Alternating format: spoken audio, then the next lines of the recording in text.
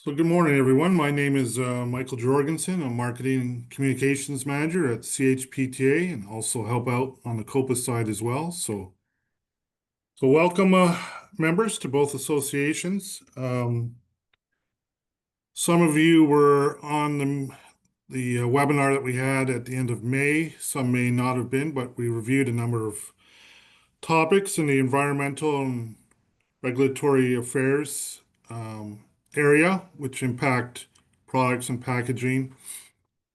Um, for our industries and many other industries. But today and moving forward, we want to hold these meetings on an ongoing basis where we can review these topics and updates and any other topics that you want to raise.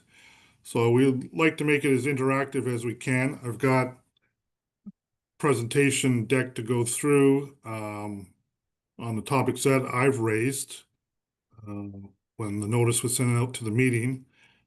But again, if there's any other topics you guys want to raise, let's uh, let's do it. And the whole point of these meetings is to share information, try to help each other out. If I don't have the answers or anyone else has the answers, we'll try to get those answers. And before we get going, we have Monica Middleton on the call with us. She runs up a company called Infinity. She's helping out both associations with our bookkeeping and some of our other processes that we're trying to update. And we're using a new platform called Slack, which is a communication tool. And we're just going to give her about 5 minutes or so to kind of run through a presentation, let you know what this platform is all about and how we want to use it for this group moving forward. So Monica, I'll let you take over as a co-host.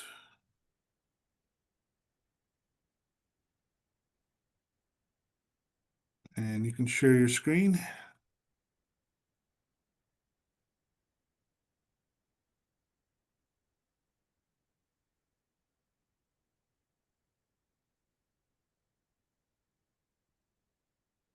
So you're on mute right now, Monica.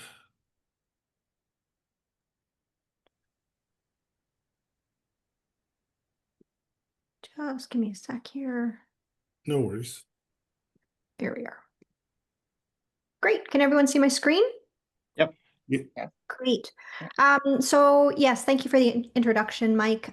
So I am CXO and founder at With Infinity, and we help organizations build out their operational infrastructure. Currently, our current projects with COPA and CHPTA are dealing with a membership sort of cleanup project, working with some marketing initiatives, and outreach to grow the community, as well as doing some finance and accounting and some general sort of strategic stuff to grow our organization. So one of the initiatives that we currently have taken on is developing a Slack community. And Slack is a place where we can talk, we can chat, we can share ideas and news and so forth. It's a real-time messaging platform. It's currently used by over 1,000 professional communities around the world, and there's over 1 million people that are communicating sort of in remote environments similar to ours globally. It's a nice place to be able to chat because it keeps all of our business kind of communication, everything that's membership related, in one place. So it's dedicated. It gives you an opportunity to ask questions. It gives us an opportunity to share insights in between these types of sessions that we're doing here. And generally, we can just sort of stay connected in between, instead of just relying on email. So it makes it a little bit easier for us all to sort of work together with everybody's schedules, that it's not specifically a time requirement that you have to be on between 9 and 10 on Friday morning. You just log in whenever it's convenient for you, and you'll receive some email notifications if you've missed things for channels that you've been a part of. So part of the reason why we're doing this is to develop our community, to get a sense of stronger peer-to-peer connections. It's a modern communication hub, so a lot of not-for-profits like COPA and CHPTA have taken to using the platform because it allows for all of our communication to be in a central location without relying on email. A couple of the other things is that there's an opportunity for engagement. There's opportunity for us to be able to share news and events and insights and things like this, like the recording for this particular webinar that we're doing. It allows us to be able to share that information and gives you an opportunity just to log in and grab it if when you see fit that it's easy for you. The platform is essentially divided into two different areas. So when you log in for the first time, there will be a menu on the left-hand side, and it's divided into two sections essentially. So the first section has number signs in front of it and a couple of, you might see a couple of locks for channels that, you're a part of but are not visible publicly. Anything with a number sign is an open channel. It's where discussions are going on, and it is based on a particular subject matter. So some of the things that we have going on are membership benefits, new to forum, Q&A, skills training are some of the things that you'll see there. You're welcome to post there. You're welcome to answer questions there. Everything that you see there is open to all of the people that are connected to that particular channel that wish to be a part of it.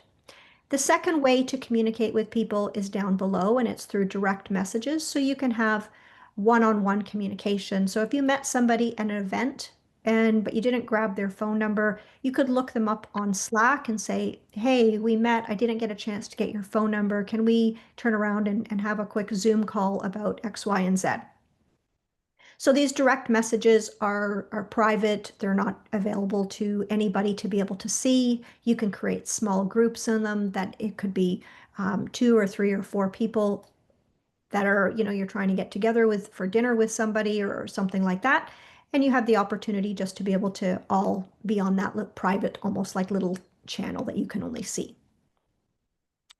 This is generally what it looks like when you open up the screen. So you'll have that menu on the left-hand side, and in the middle, you'll have the information that is being shared. So you have the opportunity here to comment and reply. You can react to it as you wish, or just read through what has been happening since you last logged in. So I will be, after this call, I will be sending over an invitation to everybody. Please come and join the conversation. It takes everybody being involved in it to make it something that's great. So we'd love to have you there. Great, thanks, Monica. Anybody have any questions?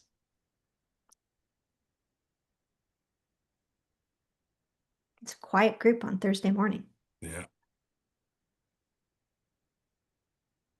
All right, well, let me share my screen now.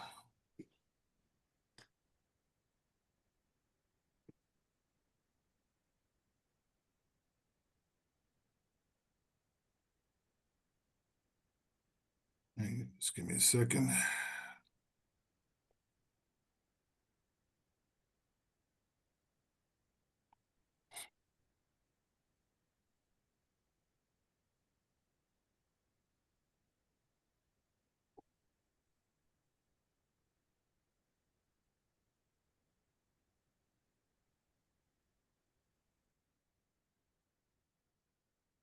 So can everyone see my screen now? Yes. Okay, great. Let's see.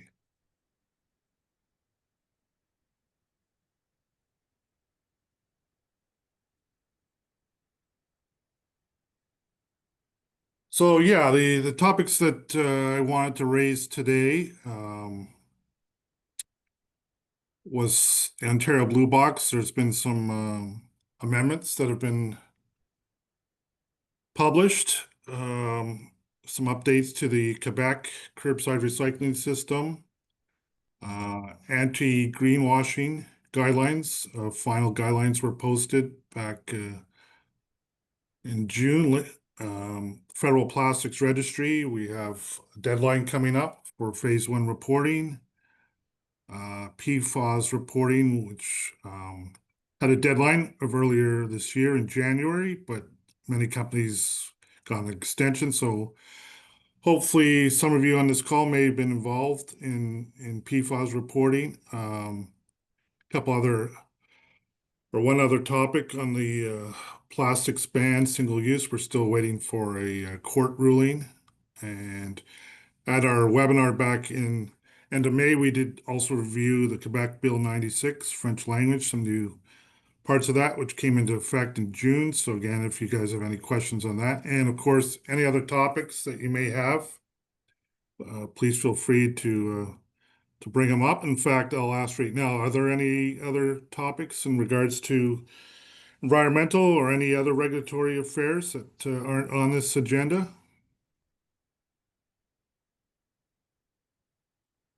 No, this is enough? Okay, well, let's run through some of the updates. So as mentioned, on June 4th, the Ontario government announced proposed amendments to the Blue Box program, which there's some good news here. Obviously, there's been a lot of concerns about the rising costs of the program, particularly from producers. And so I think the government has heard that and um, have made a few amendments to address that. In particular, there's been a 5-year delay in the reporting that was, or actually the recovery targets that were supposed to be starting in January of next year, and also some of the expansion beyond residential that have been put on hold for 5 years now. And obviously, the government, the last bullet point on this page, mentions that they're addressing this due to unanticipated cost increases and to make sure that the program is sustainable for the future. So part of the expansion was looking at beyond residential to multi-residential. So again, that's been put on hold for now. Also sort of public spaces, they were looking at trying to expand the program to. Something that they added was what they call energy recovery, where up to a maximum of 50%, 15% of a material. You can look at incinerating. So this was something that wasn't really requested, but they've added it to, so that 15% can be applied towards recovery target levels. So I mentioned the expansion they're looking at. There's some things in regards to beverage containers that probably doesn't really impact our membership here. Flexible plastic has been raised. There's a lot of issues with collection of that. There's just not the technology. There's a lot of contamination with this material. So proposing that it remain at the 5% recycling recovery level right now and not look at expanding that for the next 5 years. There's some sort of administrative technical points that were raised in the amendments as well. So there was a 30-day consultation period, which ended on July 4th. So we'll expect that there'll probably be more changes to the legislation, hopefully. But the government is not returning to sitting in the House until October 20th. So it's going to be a few more months at least, before we would see any more updates. So one of the things that producer stakeholders and associations have recommended to the Ontario government is let's look at going to a single pro system, which could address a lot of the issues, in particular due to transparency. So right now with a multi-pro system, they're not really able to share some of that data information. But obviously with a single pro, that would be an opportunity where more data and information could be shared. Requesting that target rates need to be fair and reasonable. There's a lot of unknown factors right now, and further study is required, and we don't want a situation where there's significant penalties being applied to rates that aren't reasonable. You may have seen in the news over the last few months, there's been some heavy fines applied to some of the other EPR programs in regards to tires and batteries, where they've agreed to $1 million fines. So it's important that those target rates be established that are fair. In the amendments, there wasn't any changes recommended to the RPRA itself. That's the government bodies who oversees the Blue Box program in Ontario. RPRA has been recently selected to be audited by the Auditor General, however, so we'll see if they're keeping to their mandate and how efficient they've been. So we look to hear back from that in the Auditor General's report. So just a reminder from the webinar copy that was discussed back at the end of May. So the old program that was under Stewardship Ontario and it's been converted over to the RPRA, that if you have data that is on the Stewardship Ontario site, the historical reporting data, if you haven't retrieved that yet, you can until December. If there are any funds remaining in the Stewardship Ontario bank account, which don't expect there will be much, it's supposed to be returned to the producers, so we'll have to figure out. So who knows? You may get a few pennies back. And of course, reporting was due May 31st. So any questions about the Blue Box program in Ontario? Any concerns that we can pass on? Okay, if not, we'll move on to Quebec. So again, their program has been totally revamped over the last year or so. It's been a program that sort of hasn't seen much change for 30 years, so it was time to make some updates. So that means that there wasn't payment made in the program for last year. So basically there's a 2-year period now that producers are due to pay, which is why one of the other reasons why fees have gone up as well, in addition to the expansion to full EPR for producers. So there's a lot of concern expressed about the cost of this program as well. But anyways, reporting is now been opened. We have until August 25th to report on 2024 data. A couple new materials were added to the program. Probably doesn't affect our members, but anyone who has reusable bags, either with synthetic or natural fibers, that's been added to the program. So in regards to those costs, there are discussions with the Quebec government to help producers with payments by spreading it over a longer period of time. So I think that they're looking at seeing if EEQ, who's the pro that looks after the program in Quebec, could take out a loan. Then they'd be able to pay the municipalities now and then allow producers to pay those costs over a longer period of time. So when you do send in your report, normally there would be an invoice generated right after, but that invoice will be delayed right now until they figure out how the payment is going to be, the process, and hopefully the delay over a longer period of time. Also, they've been talking about introducing IC&I to the program. Right now, it's a residential collection program, but they're looking at producers having to collect materials from institutional, commercial, industrial sector. So they decided that they're not going to add it to the reporting for this year. Other than in regards to packaging made of cardboard and corrugated cardboard for curbside retailers and restaurants. So you are going to have to report data on that starting from July 1st to the end of the year. And then they'll look at, you won't have to pay costs for that, but they just want to get the data in and then looking at doing more formal reporting next year. But they will be publishing some guidelines on that next year. So that's just some slides from the previous presentation.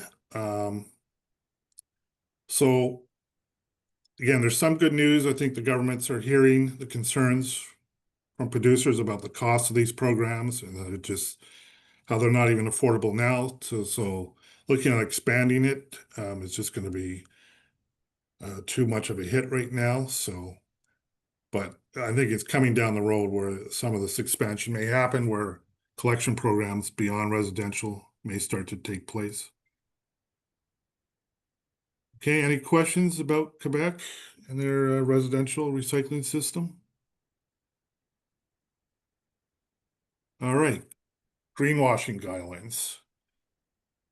So the federal government, through the Competition Bureau, first introduced a notice, or actually they introduced new regulations in June of 2024, which is part of Bill C-59, which was addressing or adding regulations dealing with misleading advertising claims. In December of last year, new guidelines were posted, and they had a consultation period which ended in February. And from out of that, there were some minor changes, but on June of this year, the final guidelines were posted, as you can see online. So the key points that have been added to this legislation that weren't addressed in previous regulations that dealt with claims. Now they've sort of added it to address environmental, but it's basically adequate testing or substantiation requirements, and that relates not only to products and services, but business activities as well.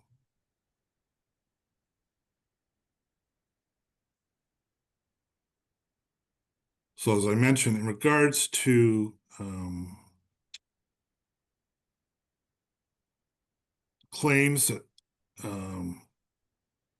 and substantiation in particular, that has to be in accordance with internationally recognized methodology. So that basically means standards that have been accepted in 2 or more countries. Doesn't necessarily mean by governments, but could be other organizations which within countries that deal with testing and setting standards. And of course, any claims, any testing that you've done or substantiation has to be done before you make the claims. So if you don't feel you have that information, then you may want to avoid making those claims. So I'll just, again, I'll make this deck available afterwards to anyone who wants a copy. I just wanted to raise a couple things here as well. So green hushing is a term that's used where companies start to remove any claims that they were previously making. So we started to see that with certain organizations. They've pulled information off the website. So whether they've been just getting some legal advice, or maybe we're a little concerned that their claims were not going to meet the new standards. So we're starting to see that take place. Well, here's any information for the Competition Bureau if you want to follow up.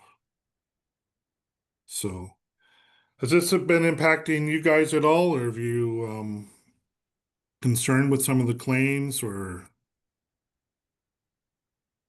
that you may be making on your products or on your websites or sales literature? No. So just actually one thing I should have pointed out as well is that individuals can raise a claim. Let's bring that slide back up for a second. Oops.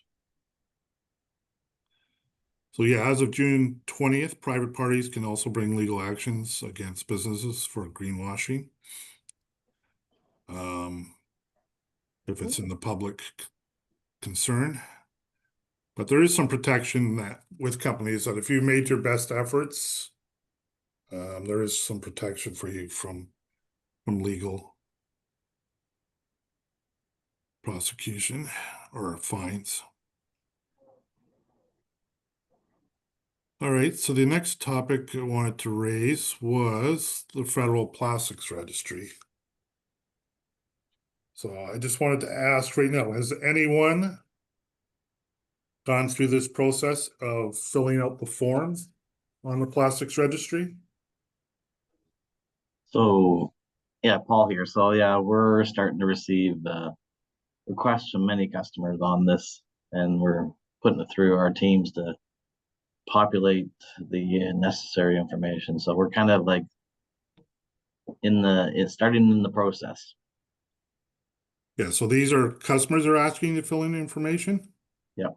Yeah, I've heard about that. So I'm not sure you need to do that. So and shouldn't be doing that. If you're a company, you should be doing that reporting yourself to the governments, to the Department of Environmental and Climate Change Canada. So I'll run through some of the aspects of this, but basically, Sorry, Mike. I think what our customers they're looking for us to help. They don't understand all the details. oh, okay. So I think they're looking to us to kind of help with the details, and then they will do the reporting, but they don't understand like what plastics are being used and weights and all that other information. Okay, because I had heard of a certain retailer had sent to a vendor to ask them to start to fill out details on all the plastics they provide them. And obviously they were concerned about providing those details. And basically, you're not required to fill out all those details unless you want to the retailer. I mean, you report to the government. You don't have to report to retailers for this. But so yeah, so they're doing this in phases. So the first reporting deadline is September 29th of this year, so not too long away. And that's for plastic packaging, plastics and electronic and electrical equipment, and plastics and single-use disposal products. And that's for amounts of 1,000 kilograms or more per material. There'll be additional phases being implemented in 2026 and 2027.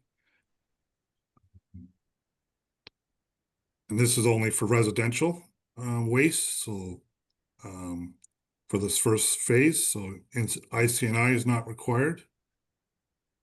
And there are fines in Sorry, place. Mike, just sorry to jump in here. Because I'm the one that's been asked by Home Hardware for all of my products. All my products are plastic. They're either ABS, PVC, or polyethylene. But you said this first part is all about packaging, which I have no packaging for my products. It's all unless it's under cardboard. But yeah, so this September 29th has no application on my products because my product is plastic, but the packaging itself is cardboard. so the product would only be impacted if it's single-use disposable products. Yeah, which is not. Yeah. So yeah, if you don't fall under those three categories where you don't have plastic packaging, you're not don't have electronic and electrical equipment where there's plastics inside or in part of the product. No. And it's not a single-use disposal, then yeah, you're not required for this first stage of reporting. Yeah. Okay, so I'll go back to Home Hardware with that, and then also check in on to make sure my company is doing the reporting itself, because I don't.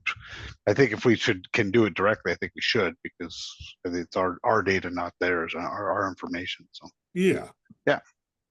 So who's required to report? So producers. So that's the brand owner or property holder who resides in Canada. So that's the important thing.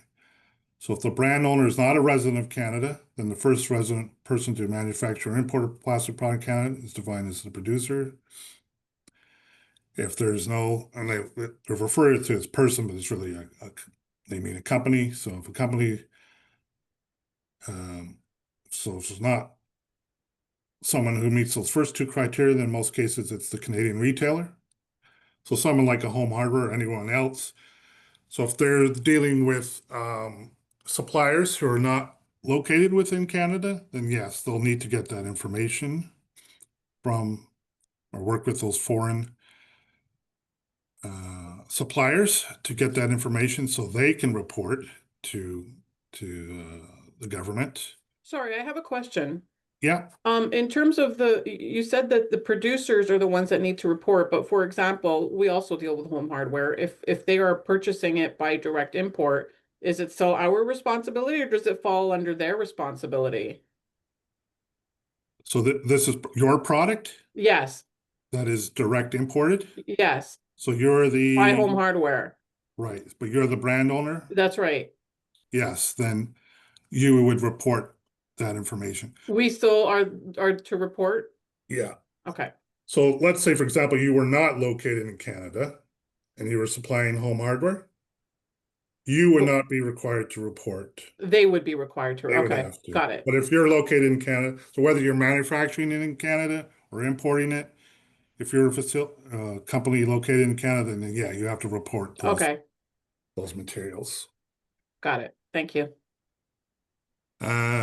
And then generators of plastic waste and service providers will also be required to do reporting. So again, there's those minimum requirements are 1,000 kilograms. So if you fall below that, you won't be required to report on those materials. And as I mentioned, foreign suppliers are not obligated to report. Only persons, companies resident in Canada. However, foreign suppliers are encouraged to support Canadian importers for that information. So there is, if there's something that's confidential, you feel you can contact ECCC to get a requirement where you maybe not be able to report some of that information. So again, phase 1 is due this September 29th. Those 3 categories, and you're reporting a bunch of information. There's a whole bunch of type of resins that categories that they're looking for. But phase 2, so if you've reported information or having to report for phase 1, you're gonna, in phase 2, next year look at having to report on waste that's going to ICI, so out of residential. I'll talk about that in a second. And then phase 3, and also those other beyond producers will start reporting in phase 2. But in phase 3, they're looking for information on materials that are being sent to for diversion and disposal. And in phase 4, sort of the other parts of the program or materials they'll look at adding. So there's obviously a lot of feedback through stakeholders and associations who've indicated to the government that companies at this point are not ready, that they should look at doing a extension. And I would say, if any of you guys are in that situation, I would make a request to ECCC and ask for an extension, at least 6 months. But that feedback is being sent to them through, like I say, larger stakeholders and associations. Right now, they have a official guidance out right now on the phase 2. Which actually is ending today. The deadline to get back to them with feedback. So there are concerns about that, in particular with the ICI, having to report waste there, where a lot of that is not being tracked now. So it's going to be very difficult for companies, producers to have to provide that information. So again, advocating for delay in reporting for phase 1. And associations unfortunately cannot make that request on behalf of all their member companies, but obviously communicated to the government that a lot of companies are not prepared. And there are a lot of difficulty in reporting some of this information, especially like with electrical products, having to determine the amount of plastics within those products. I know they've been working on calculators to help on that, but again, it's very complicated. I think the government is just looking to they want data. They want to be seen that they're doing something. This whole plastics initiative is something that the Canadian government has made certain commitments to, so they want to be seen that they're not only seen to be doing something, they want to be doing something, but at least look like they're getting information. So they expect that maybe the data may not be the best, but over time it will improve. So the key point again is if you're involved in having to report, I would make that request for an extension. And we'll see. They may go ahead and hopefully implement that anyways, but make the request just in case. So again, here's some contact information that I'll include in the deck for anyone who wants it. So any other questions on the plastics registry? Anything else we can clear up at this point? All right. So another plastics related reporting requirement was earlier this year for PFAS. And that had a January 29th deadline, but they did, a lot of companies again request an extension. You had to do that 5 days prior to that deadline, but pretty well any company that made a request for an extension was granted, from as far as I know. But that extension is basically coming up at the end of this month. So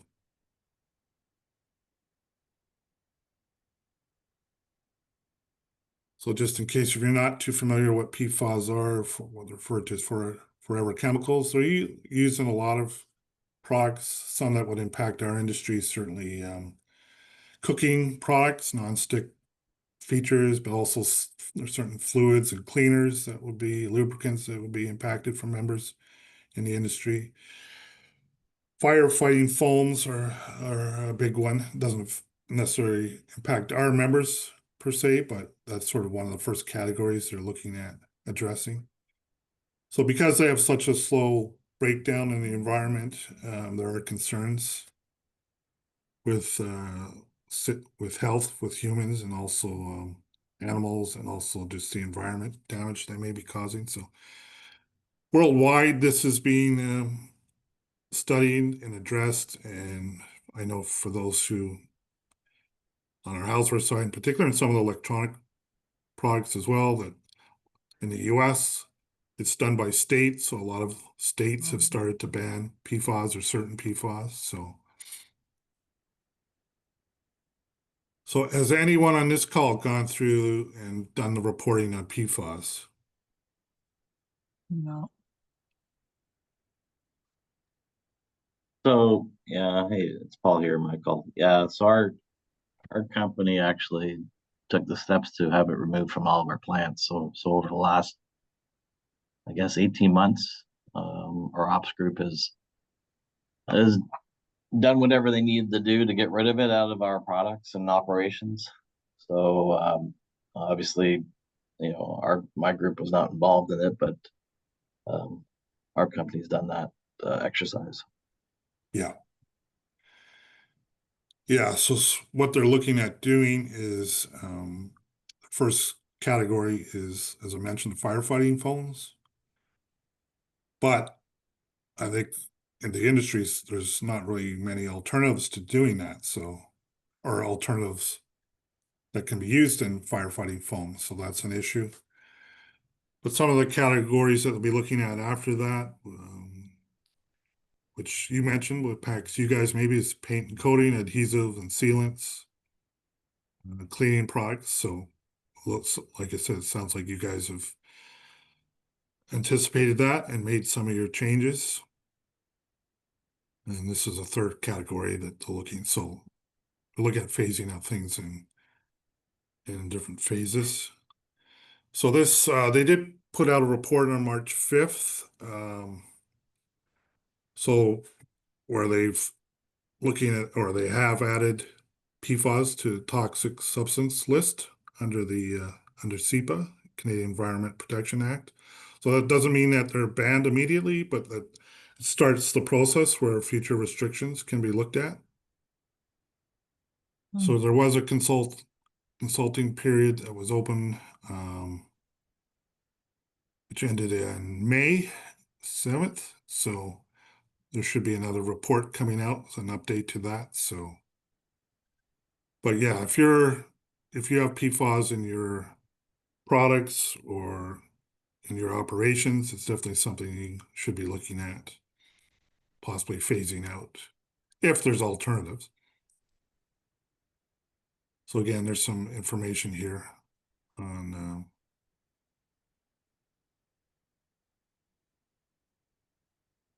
a couple more details, but that's sort of where we are on the PFAS situation. And again, it's being studied around the world and in the US by state. There certain bans are coming in place. So another topic in the area of plastics was, if you recall, back in 2023, the government came out a list of 6 categories of single-use plastics that were banned: checkout bags, cutlery, takeout containers, storage sticks, aluminum can ring carriers, and our favorite plastic straws. So this only counts for about 3% of plastic waste, but it sort of was a low-hanging fruit, something they could start to process with. But that ban was overturned in November of 2023 by the federal court, which said those banning all plastic items or claiming them as being toxic was unreasonable and unconstitutional. In June, there was a hearing, and the federal government got a stay on that. So because the process had already been implemented, they felt that they would be a bit of a problem for companies that already started the process of banning it. So let's keep that ban in place until a ruling comes down. So hearing was in June of last year. Expected a ruling is supposed to come out 12 to 18 months after. So we're in that period now. So we should be expecting a ruling anytime.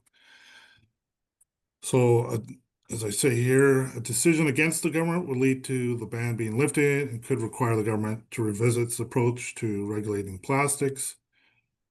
If a decision in favor of the government, the ban would be upheld and potentially allow for further regulations on plastics. And as I mentioned in the webinar last May, there were areas that they were looking at adding new guidelines and legislation on, in particular to recycled content for plastic packaging and single-use plastics, as well as new labeling rules. So that's sort of been on hold until this ruling comes down.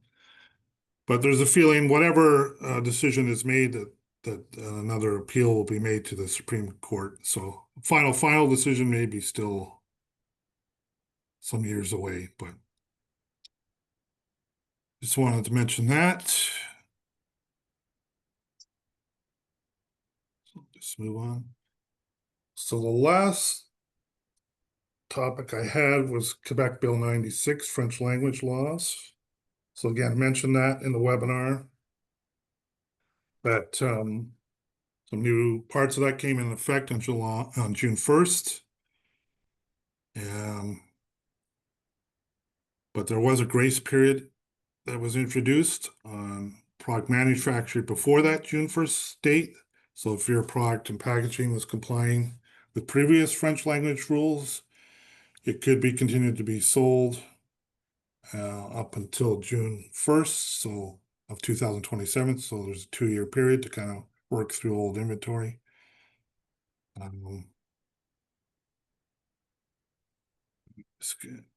So it was impacting packaging, which basically is the same as new regulations where, French has to be as large as any other language on the copy. But there was a few different requirements into trademarks. But basically, if you have an English, as long as the trademark is not been registered in Quebec as a French trademark, if you have a registered trademark or recognized trademark, where something has been in the marketplace for a long time and you haven't actually registered it, it is recognized. But if you have a trademark with some English description copy, so whatever the brand name is, trademark could be in English, but that descriptive copy does need to be translated. And signage now, in advertising, French must be predominant. So in case of store signage and stuff, French copy must be twice as large. Impacts social media. So even if your company is not in Quebec per se, but you know that your Quebec consumers will be seeing your social media or your website, that you're supposed to be providing a French version, French copy. So there were a bunch of good FAQs here, which kind of answered some of the questions. So there was this issue of embossed copy, like on off, or copy like that was built into molds. That was left out of the final regulation. A lot of companies went ahead and made changes to molds anyways, but they are looking at probably readdressing this separately, so it may come back into the regulation. But as I mentioned, for now, it was pulled from the final regulation. And again, they did kind of, in regards to that registered trademark I was just talking about, they did pull that part out, or allow that registered trademark continue to be okay to use other than that descriptive copy, or unless you've registered a French trademark. So something that this bill, and also what was the other thing? Something else was recognized by the US as being a foreign trade barrier, so it's something they've raised as a concern. So any questions or issues with Quebec Bill 96 on French language? Anything that we are not sure on, or anything of concern? No. Hopefully you guys have addressed it. So like I say, luckily there's a bit of a phase-in period for existing packaging that meets current French language laws. So those are the topics that I had that we've sort of been continuing to monitor. And we'll do so on an ongoing basis. As we mentioned, just going to stop my share here. Through the new platform that Monica had gone through in Slack, we have set up a channel, so give an opportunity for us and for any of you guys and the members of that channel to share information, to ask questions. So between our meetings, if something you're not sure about or something you want to post, please participate and post it there. And it's a great way to share information and engage with each other. So again, any other topics that are concerned in regards to, it doesn't have to be environmental, this could be other regulatory topics that may be impacting your businesses.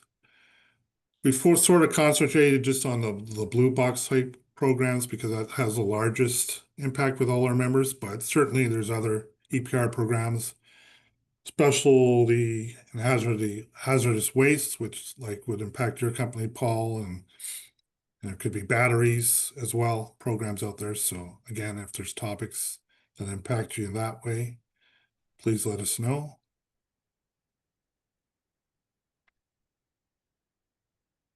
But if there are no other questions, then we'll let you go. But again, please, oh yeah, I wanted to mention our next date. So we'll probably have a meeting. Just find what those dates were. And find it. The next meeting will probably be on September 18th. And then the next meeting for the year would be on November 13th. So, but we will send out the Zoom invites for those meetings for you. But if you just want to make note of that, September 18th and November 13th at 9 a.m., those will be our next scheduled meetings. But we hope to communicate with you on Slack, and please feel free to send me an email as well if there's something you want question on or want some clarification. But also that deck that I presented today. If you want a copy of that, let me know, send me an email. And Okay. we'll get that out to you, so. Perfect. All right, everyone, well, try to keep cool today and we'll talk to you soon, hopefully down the road. Take care, Great. Thank everyone. you. Thank Thanks, you. Michael. Okay, bye. Okay, thank you. Bye. Bye-bye.